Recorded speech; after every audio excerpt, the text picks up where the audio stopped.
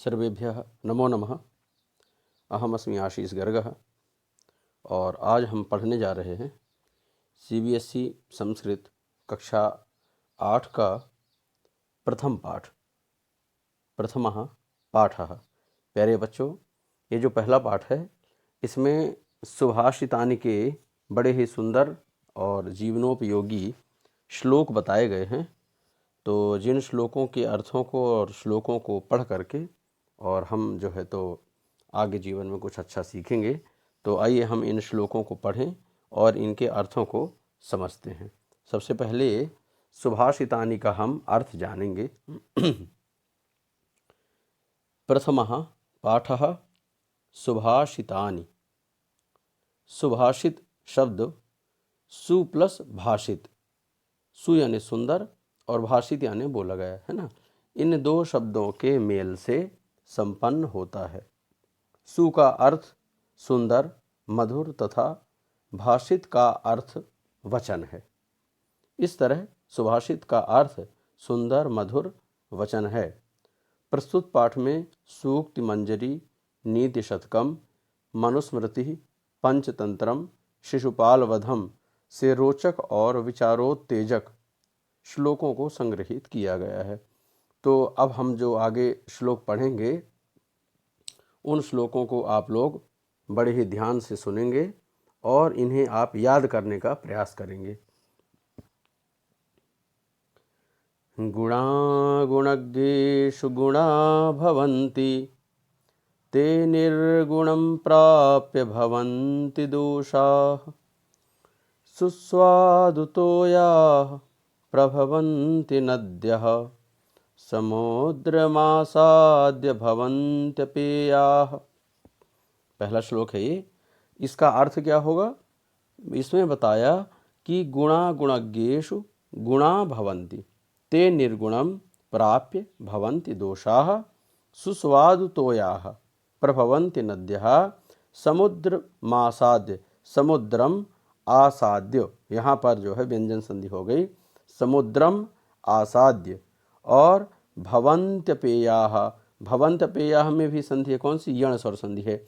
भवन्ति धन अपेयाः होगा। भवन्ति में जो ई है उसको या हो जाएगा और फिर या इसमें मिल जाएगा अपेय के आ से, तो हो जाएगा यहाँ पर भवन्त्यपेयाः। ऐसा अर्थ को जानेंगे हम।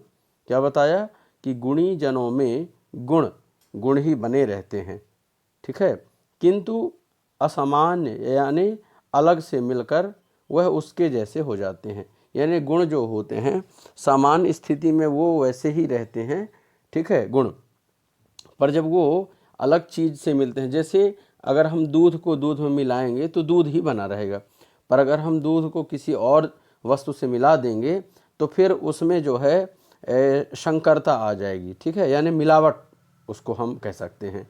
तो यहाँ पर वही चीज़ बताया कि गुणी जनों में जो गुण होते हैं वो गुण ही बने रहते हैं, किंतु असामान्य यानी अलग से मिलकर वह उसके जैसे हो जाते हैं। जैसे स्वादिष्ट जल से युक्त बहने वाली नदियाँ समुद्र में मिलकर अपेय अर्थात खारी हो जाती हैं, ठीक है, यानी पीने योग्य नहीं रह जाती।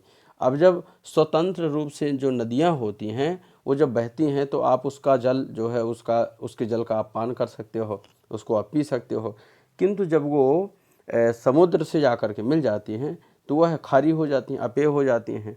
तो यहाँ पर वही चीज़ बताया है, ठीक है। आगे के श्लोक को हम देखेंगे।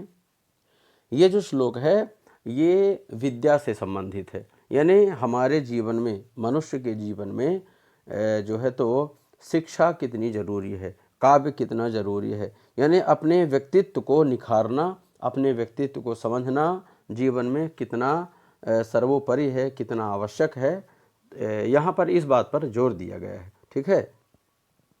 पढ़ेंगे इसको, आप लोग भी चाहें तो स्वर से इसे पढ़ने का प्रयास करें, ठीक है।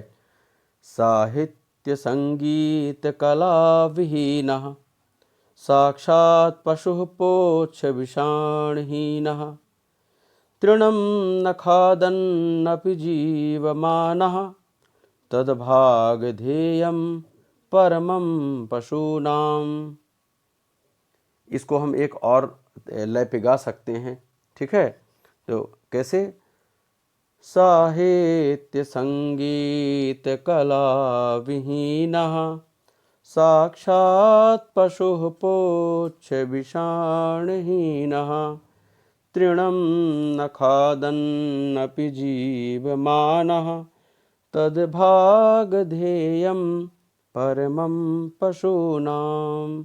इस प्रकार से तो ऐसे ही गाने का आप लोग भी प्रयास किया करें, ठीक है। तो इसमें क्या रहेगा कि आपसे जो संस्कृत के जो शब्द हैं वो भी मुख में बड़ी आसानी से उच्चारित होने लगेंगे। आइए हम इसका अर्थ पढ़ते हैं। क्या बताया कि साहित्य संगीत तथा कला से विहीन मनुष्य साक्षात पूंछहीन पशु है। साहित्य संगीत कला विहीनः, विहीन यानी जो हीन, जो नहीं है, यानी साहित्य संगीत और कला से जो विहीन मनुष्य हैं वो क्या हैं? साक्षात पशु, वह साक्षात पशु के समान है। और वो भी कैसा पशु? पुच्छ विषाणहीन, जिनके सींग और पूंछ भी नहीं है ना। तो क्या बताया कि पूंछहीन है ना, सींग भी नहीं है, जो घास नहीं खाते हुए भी जीवित हैं। यह पशुओं के लिए परम सौभाग्य की बात है। यानी यहाँ पर यह बताया कि जो पशु होता है कम से कम उसके पास सींग पूंछ तो होती है ना, और घास भी खाता है। पर ऐसा मनुष्य जिसके अंदर साहित्य नहीं है, संगीत नहीं है, कोई कला नहीं है और उसने कुछ अध्ययन नहीं किया है, तो वह तो साक्षात पशु के समान है। तो अपने जीवन को समझने के लिए हमें शिक्षा का सहारा लेना चाहिए। तीसरे नंबर के श्लोक में चलेंगे। क्या बताया?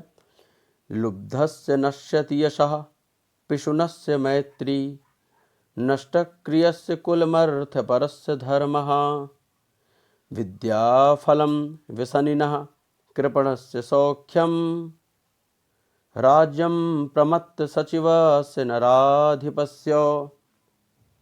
क्या बताया अर्थ? लोभी का यश, यानी जो व्यक्ति लोभ करता है उसका यश, चुगली करने वाले की मित्रता, और निष्कर्मण्य यानी निकम्मा जो होता है, जो काम धाम नहीं करता है, उसका कुल, और अर्थपरक यानी जो स्वार्थी व्यक्ति होता है उसका धर्म, और व्यसनी की विद्या, व्यसनी यानी किसी भी बुरी लत से वो एडिक्टेड है ना, उसको लत है। तो व्यसनी की जो विद्या होती है उसका फल, और कृपण यानी कंजूस का सुख, और प्रमत्त मंत्री वाले, नीचे की लाइन देखेंगे, प्रमत्त मंत्री वाले राजा का राज्य नष्ट हो जाता है। तो यहाँ पर ये बहुत गहरी बात बताया है। आगे चलेंगे। चौथे नंबर का श्लोक है। पीत्वा रसं तु कटुकं मधुरं समानं माधुर्यमेव जनयेन् मधुमाक्षिकासौ सन्तस्तथैव समसजन दुर्जनानां श्रुत्वा वचः मधुरसूक्तरसं सृजन्ति। हाँ, क्या बताया इसमें?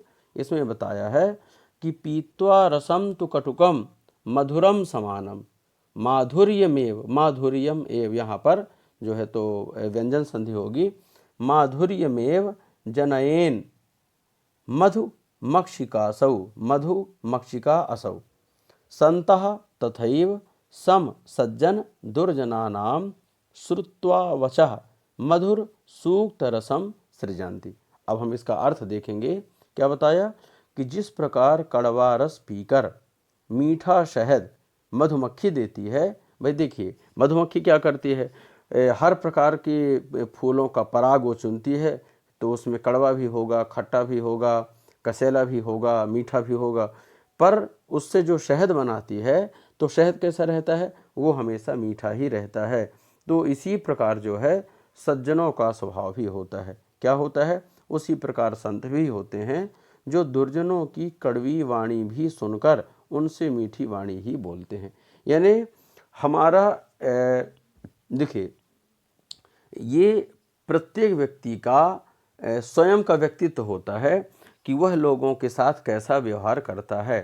सामने वाला व्यक्ति अगर आपसे अच्छा व्यवहार कर रहा है तो वो उसके संस्कार और उसके व्यक्तित्व को परिलक्षित करते हैं।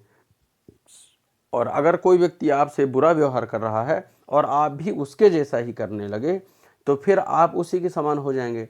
इसीलिए जो है, और यही सुख और दुख का कारण भी होता है। तो इसीलिए हमको हमारे व्यक्तित्व को संवारना चाहिए। तो इसमें वही चीज़ बताया है। आगे बताया, ये बड़ा ही सुंदर श्लोक है। क्या बताया?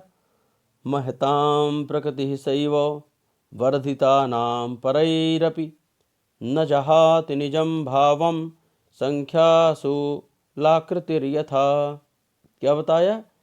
महतां प्रकृति सैव वर्धितानां परैरपि न जहाति निजं भावं संख्यासु लाकृतिर्यथा। क्या बताया?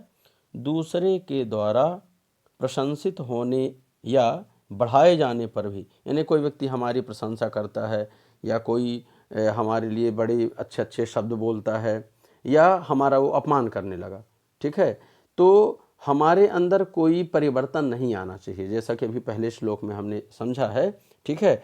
क्योंकि अगर हमको हमारे मन में किसी ने जब हमारी बड़ाई कर दी तो हम बहुत प्रफुल्लित हो गए, प्रसन्न हो गए, और अगर उसने हमारे बारे में कुछ उल्टा पुल्टा बोल दिया तो हम दुखी हो जाते हैं। तो अगर इस प्रकार हमारा स्वभाव हो गया तो फिर हमको संसार में कोई भी व्यक्ति दुखी कर सकता है। किंतु अगर हमारे अंदर कोई परिवर्तन नहीं आता है, ठीक है, यानी हम दोनों में भी सम रहते हैं, चाहे दुख हो चाहे सुख हो, चाहे मान हो चाहे अपमान हो, तो अगर उन दोनों स्थितियों में हम कहना चाहिए स्थिर होते हैं तो वही अच्छे व्यक्तित्व की निशानी है। तो यहाँ पर क्या बताया कि दूसरे के द्वारा प्रशंसित होने या बढ़ाए जाने पर भी महापुरुषों का स्वभाव उसी तरह नहीं बदलता जैसे संख्याओं में 9 का अंक अपना स्वभाव नहीं छोड़ता है। देखिए बहुत बड़ी बात बताए, 9 का जो अंक होता है सबसे बड़ी संख्या मानी जाती है ना, एकल में। तो क्या ये कैसा अपना स्वभाव नहीं छोड़ती है? जैसे अभी आप 9 का पहाड़ा पढ़िए, है ना, तो क्या होगा? 9 एकम 9, 9 दूनी 18, 9 त्रिक 27, 9 चौको 36, 9 पंजा 45, 9 छक्का 54। अब आप इनमें देखेंगे ये 9 तो है ही, अभी 18 में देखिए 8 1 9, फिर 7 2 9, फिर 6 3 9, फिर 5 4 9 और 4 5 9, यानी 9 की संख्या अपना स्वरूप नहीं छोड़ रही है। वो चाहे अंकों में भले बदलाव आए पर जब हम इनको जोड़ेंगे, इनका जोड़ करेंगे तो यही 9 आएगा। तो इस प्रकार हमारे जीवन में भी घटाए जाने पर भी या बढ़ाए जाने पर भी हमारे व्यक्तित्व में अंतर नहीं आना चाहिए। आगे चलते हैं। ये बड़ा सुंदर श्लोक है ना, और इसे प्रत्येक व्यक्ति को, प्रत्येक छात्र को बड़े मतलब मन लगा करके ध्यान से सुनना चाहिए, ठीक है। क्या बताया इसमें? स्त्रियां रोचमानायां सर्वं तदरोचते कुलम तस्यां तो रोचमानायां सर्वमेव न रोचते। यहाँ पर स्त्रियों के सम्मान और उनके अस्तित्व के बारे में बताया। क्या बताया? कि स्त्रियों यानी लक्ष्मी का मन प्रसन्न रहने पर समस्त कुल प्रसन्न रहता है और उनके अप्रसन्नता पर कुल में शांति नहीं रहती है। यानी यहाँ ये बताया है कि जिस घर में स्त्रियों को मान सम्मान मिलता है, उनको बराबर का हक मिलता है और उनके साथ वैसा ही बर्ताव होता है जैसा पुरुष सोचते हैं। जैसे घर में अगर स्त्री पुरुष हैं, माता पिता हैं, तो ऐसा ना हो कि भाई पिताजी का अधिकार 60% होगा और माता का अधिकार 40% होगा, ऐसा नहीं। दोनों का 50-50 होना चाहिए, तभी अच्छे जीवन को हम प्राप्त कर सकते हैं। यानी घर में जितना अधिकार पुरुषों का होता है उतना ही अधिकार महिलाओं का भी होना चाहिए, ठीक है। तो जिस घर में ऐसी प्रथा चलती है, जो कि हमारी जो सनातन पद्धति है, सनातन संस्कृति है, उसमें भगवान शिव को अर्धनारीश्वर इसीलिए कहा गया है कि उनमें आधी में स्त्री है, आधी में पुरुष है। तो उसका मतलब ही यही है कि जिस व्यक्ति को अच्छा जीवन जीना है तो उसके घर में स्त्रियों का पुरुषों का सम्मान समान रूप से होना चाहिए। तो यहाँ क्या बताया कि स्त्री यानी लक्ष्मी का प्रसन्न, यानी अगर लक्ष्मी यानी आपके घर की जो लक्ष्मी है, स्त्री है, अगर वह प्रसन्न है घर में, तो उस घर में, उस कुल में क्या होगी? प्रसन्नताएं रहेंगी, समृद्धि रहेगी, ठीक है। और अगर उनके साथ वहाँ पर दुर्व्यवहार होगा, उनके साथ अत्याचार होगा, मतलब डोमेस्टिक वायलेंस होगा, तो वहाँ पर क्या हो जाएगा, वहाँ पर अशांति होगी, वहाँ पर जो है तो अराजकता फैलेगी। तो इस प्रकार से हमें समझना होगा। तो प्यारे बच्चों, आशा करता हूँ ये जो वीडियो है ये आप लोगों को अच्छे से समझ में आया होगा। आप लोग इस वीडियो को 1 से 2 बार देखेंगे तो श्लोक आपको बहुत अच्छे से समझ में आ जाएंगे। ठीक है, चैनल में जो लोग नए हैं तो इसे लाइक कर दें और सब्सक्राइब कर दें, ताकि जो आने वाले वीडियो हैं वो आपको समय पर उपलब्ध होते रहें। जिन बच्चों को या जिन लोगों को इन श्लोकों से संबंधित कोई प्रश्न पूछना है, आप कमेंट बॉक्स में पूछ सकते हैं, तो उनका जो समाधान है वो किया जाएगा। तो मिलते हैं अगले नए वीडियो में, तब तक के लिए नमः संस्कृताय।